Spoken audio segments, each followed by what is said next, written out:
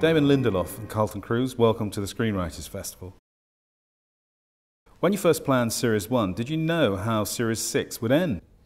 When we started the show, really nobody thought that the series was going to have any longevity. And so we really sat down and said, look, in the worst case scenario, this will be 12 and out. So let's just make the 12 coolest episodes of television that we can make. And I think that was enormously liberating. And also because there wasn't really much faith that the show had any life as a series, everyone sort of left us alone and to our own devices. And we kind of looked at it a little bit like The Prisoner, which was 17 episodes, or Twin Peaks, which was, I think, 30 episodes.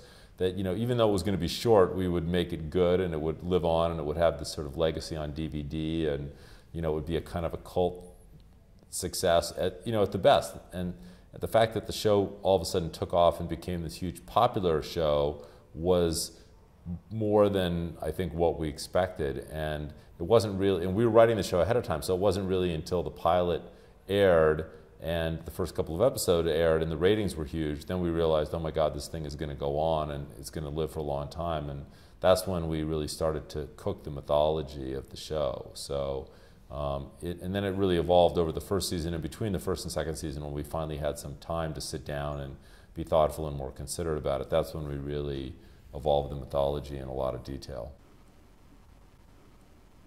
Who's responsible for ensuring the mythology of the series holds up?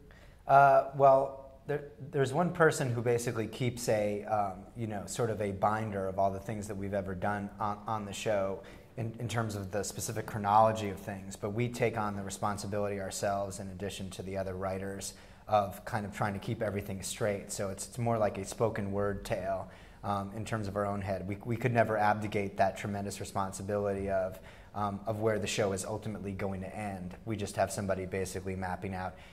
Because we've known where we're going to end, sometimes we forget, did we tell that part already? Have we mentioned that? Yes, as a matter of fact, we have, and you did it back then. And see, that's where we refer to sort of the lost librarian, this gentleman named Greg Nations. But as far as the overall mythology of the show, we kind of have to track it ourselves. Is there some mythical creature sat there who just remembers everything about it?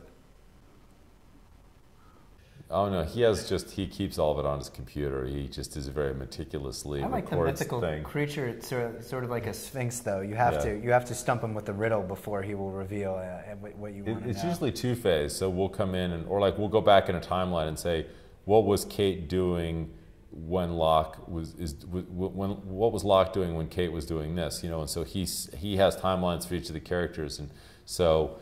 Sometimes he's able to answer live. He can walk in the room. Other times he'll say, let me go check, and then he'll go through all of his binders and his timelines, and then he'll come back in and reference all the appropriate scenes that actually connect to a particular point back historically in the show that we may be wanting to reference.